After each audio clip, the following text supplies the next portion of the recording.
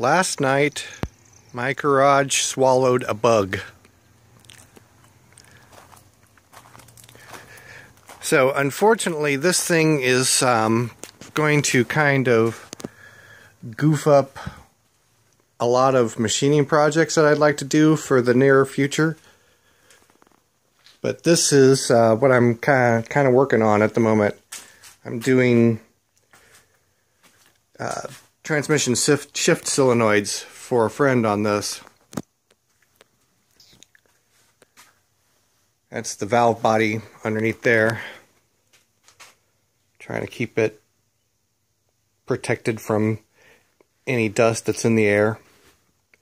But anyways, that's not what I started this video for. Figured I'd do a little bit of an update on what's happening, especially since I won't be able to do a whole lot of machining. With this thing sitting out, I really don't want to have a bunch of metal shavings flying around, because, you know, metal shavings and precision automatic transmission parts, not a good combination. But I thought I would share a couple things in the meantime. A couple things that have came from Amazon, and this little guy, I pretty well destroyed my previous mallet, and this thing was pretty well unwieldy anyways. So I figured, I kept seeing,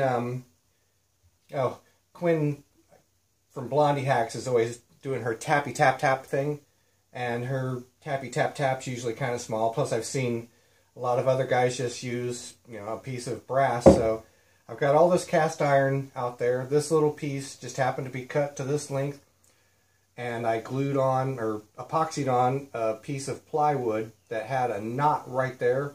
So I figured I'd give this a try and see if that works to be my tappy tap tap. This came from Amazon just a couple days ago. This is a generic 6-inch caliper, digital caliper.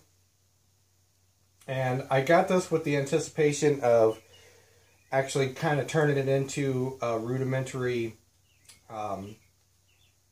DRO.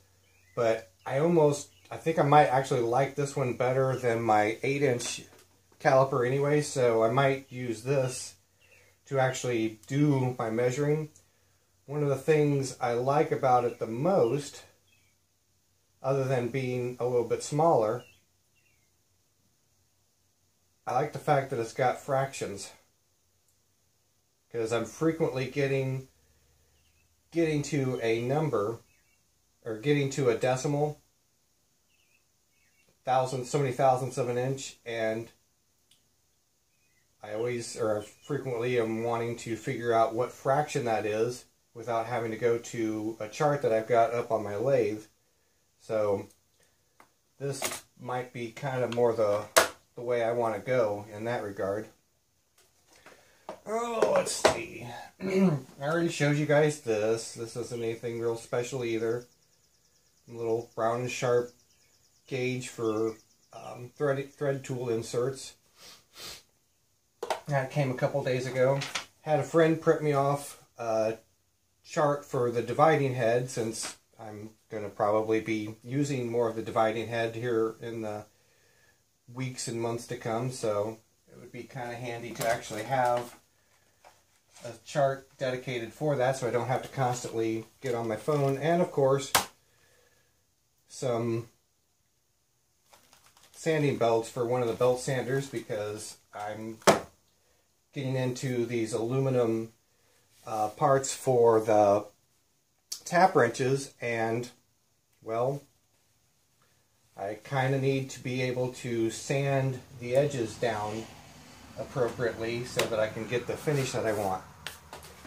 Now, if I've got enough time here, one of the other things that I've been kind of messing with is I'm still putting some thought into just exactly what the taper is on this dividing head.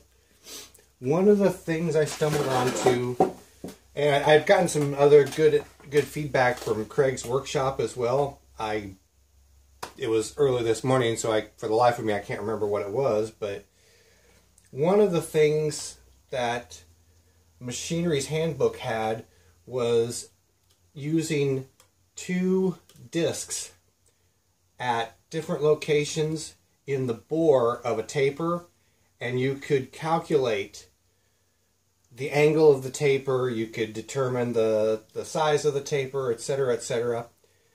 It's all fine and dandy, except that trying to measure the depths of these when they're actually in the bore precisely is no easy task, for one thing, and for two, this is just a piece of sheet metal. I couldn't find another fender washer that was already a decent size, so I'd have to make one, whatever, but for the life of me, it had a hell of a time trying to get the tip of this down in there with a flashlight and trying to get it right on the outer edge of the washers, especially the one that was in there deeper. So I'd had another thought about possibly taking some like JB Weld or something, and basically trying to make a mold or a form of the bore of this thing to get the taper. Basically getting a bunch of it jammed in there, kind of taking something conical, wedge-shaped or whatever, and trying to form to the interior of the bore, taking some plastic or whatever to protect so that it doesn't actually stick to the bore. Then, of course, it dawned on me I could use a condom, preferably a new one, of course, but even that, I'm not sure if that's really a direction I want to go, because it's going to take quite a bit of JB Weld to fill that up well enough to get what I want. So we'll see. I'm still working on figuring out what I'm going to do with that, but machining related stuff is going to be a little bit slow for a week or two until I get through this Volkswagen thing. And if anybody actually wants to see a little more information on the valve body, let me know, and maybe I'll do a quick rundown video on it. I'm